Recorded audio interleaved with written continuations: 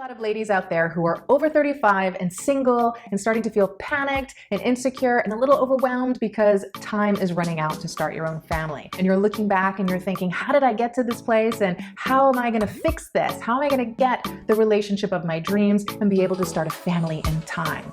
I know, I get it because I've been there. I re-entered the dating world and became single when I was in my late 30s, and I'm in my 40s now. Thankfully, I found my ideal partner because I started to use my system of vetting, and I want you to be able to use it too. Because the worst thing that you can do is continue to make mistakes and waste time and have regret and need all of that recovery time in between relationships that just puts you back and makes you start all over again. Leverage the opportunity that you have right now so that you can find the love of your life and start that family of your dreams. Thanks for joining me today on The Sweet Spot. I'm Dr. Taylor Burrowes. Today we're going to be talking about 3 mistakes that single ladies over 35 constantly make out there in the dating world and how to avoid them. If you're here listening for instructions and help on how to navigate dating at 35 and over, comment below and let me know what your struggles have been. I know there's so many ladies out there who are 35 and older and single, and you're starting to panic, you're feeling really insecure, and you're perhaps really overwhelmed at the fact that you're running out of time to start a family of your own. I get it. I've been there myself. I know what that feels like. And the only thing that's going to really save you is by not panicking, by calming down and getting focused and knowing what you want, knowing what matters to you. So today, my intention with this video is not to scare you, it's to encourage you. But to do so, I need to be honest with you and real with you, so I'll be objective and clear with the things that you should be avoiding and the things that you should be doing. All hope is not lost. You have a good opportunity to find what you're looking for if you do things right and if you avoid making these mistakes. Okay, the first mistake you ladies are making is you rush the process when you like someone and you don't vet for compatibility. You just press that gas pedal and you go full steam ahead, almost bulldozing the guy. Just because you're so interested in him, you're really connected to him, you have this hot chemistry, that burning fire, and you just want to lock it in. This is such a bad mistake. First of all, this is outcome dependent. It's the opposite of my vetting system. When you are blinded by those feelings that you just kind of throw caution to the wind and trust your intuition and go full steam ahead, you're not doing any of the proper things that will help you decide if you align with this person, if all of the important complementarities and compatibilities, all the shared values, the lifestyle, the vision, all of those things need to come together, and it takes time. But you have to learn how to subside that fear, how to face and confront that fear and make peace with it so that you take your time and you act from a patient mindset, allowing the connection to reveal itself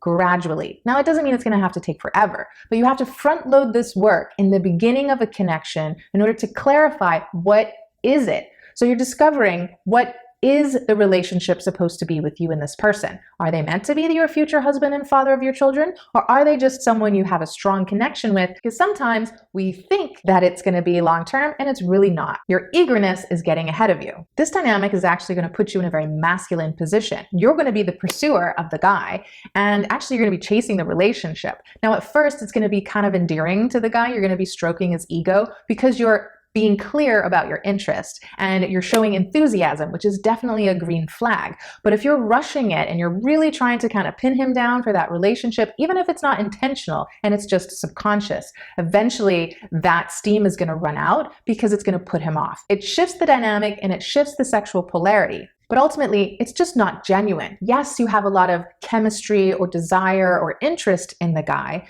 but ultimately, you need to allow him to decide if he is also the right man for you, if you're the right woman for him, and vetting each other properly, getting to know each other, clarifying if you're compatible, if you're complementary, if you have shared values, life vision, and just general lifestyle, right? Like those things are so important. And he needs to know that he's just not some guy that you can settle down with. He wants to know that it is him, that he's the guy.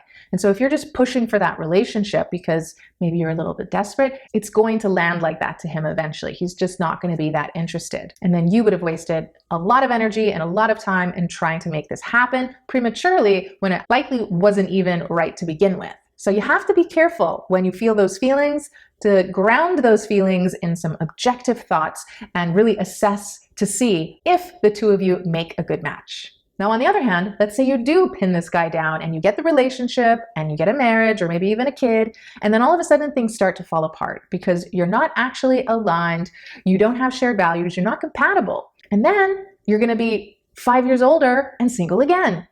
And okay, maybe you have a kid, but now you've got a broken family, right? And you have to start all over anyway, trying to find the love of your life. So you can prioritize having a child, but if that's really your priority, you should be clear about that. So you have to look inward and be very honest with yourself. It's really important to figure out what you want, what matters to you. In order to get things right, you have to slow down, you have to trust the process, and really believe that doing the work in the beginning is going to clear the way for a successful, happily ever after. An important reminder here is that men don't like a woman to pursue him. Yes, he wants to have clear signals of your interest, but doing so in a feminine way, almost like a subtle way, rather than banging him over the head with your interest, almost like you're begging him for attention. Instead, creating that space and magnetism for him to approach you. So he wants to know that you're reserved and receptive to him, allowing him to take the lead and take action to claim you. Mistake number 2. Ladies over 35 often seek younger men and rule out older men. But this is ass backwards. And I'll tell you why. First of all, women are probably going on their preferences based on what they could get when they were 25. Now, I'm not saying that you can't land a younger man, especially the more attractive you are. But should you? Not necessarily. And the men that you're going to be attracting that are younger and eager for you because of your beauty are not thinking properly. They're not actually planning out their lives and thinking about their legacies, because if they did, they would realize, okay, we have a window of potentially 3 years to optimize having children. Virility continues for men well into silver years. And I'm a product of that. My father had me at 66 years old and my mother was his 4th wife. So you cannot rule out older men who in fact are better suited for you, and really just target younger men because you've convinced yourself that they're going to be a better potential sperm donor. These younger men that may be interested in you are letting their feelings cloud their judgment, and ultimately you're not going to respect that. So maybe they will impregnate you, give you a couple of kids and stroke your ego, but ultimately it's going to fizzle and break apart because you're not going to be compatible for the long term. And it's so unfair to the guy. If he wanted like 6 kids and he fell in love with you when you're 38, 39, 40, whatever, then you're limiting his legacy potential because of your desires to have a family based on the superficial preference of however attractive he was to you, and feeling like you landed a young guy and that made you feel good about yourself. But ultimately it makes you feel worse about yourself later on down the road, because as you age, he still looks amazing and actually looks even more amazing because men age much better than women. So your insecurities are going to fester, in addition to you probably not being that compatible with him. Now, there are exceptions to this. There are times when people do really get a compatible match,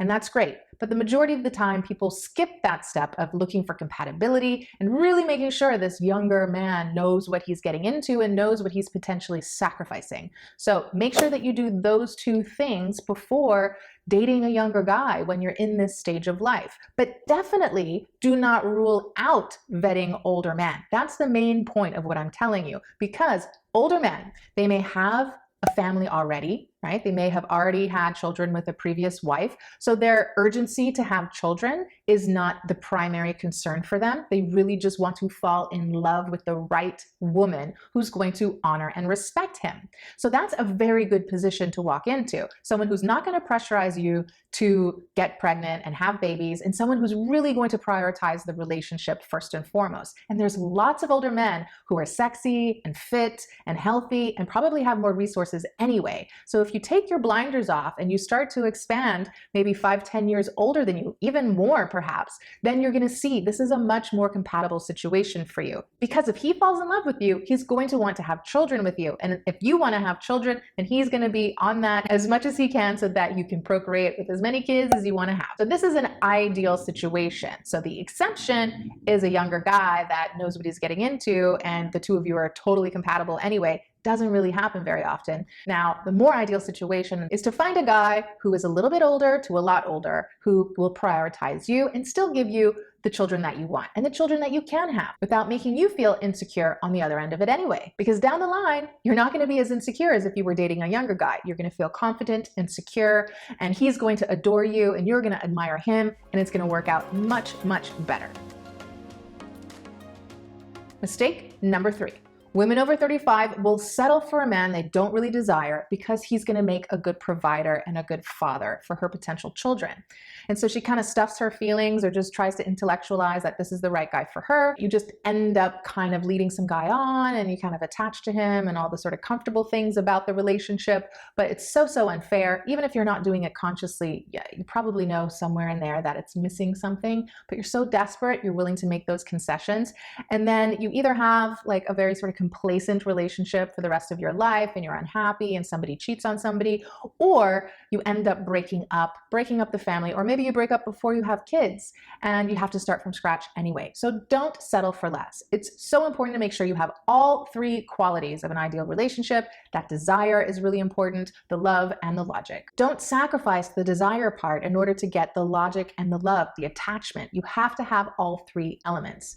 Now, if you decide you want some kind of an arrangement and the 2 of you do it mutually, okay, that's up to you. But if it's one-sided, it's very unfair. And I encourage you not to do that because it's just going to blow up in your face later on and you're going to have to start over looking for your forever person. And it's going to be even harder to find someone when you're in a position with a child from an ex and you're even older, right? So you have to see how all these mistakes lead you down a path of regret. And in order to avoid that, take your time, do things correctly, and make sure that you vet properly. It's always going to be more efficient to do the work in the beginning, in the front end, versus having to start over time and time again when you make mistakes. Broaden your vetting scope so that you include older men than maybe you would have included before. And try to bring your age range up a little bit. You don't want to use the same preferences that you did when you were younger, and you want to be kind and considerate to the men that could fall for you and ultimately end up sacrificing their future legacy. And don't settle for less. Look for the whole package and make sure that you have all 3 elements of my ideal relationship formula.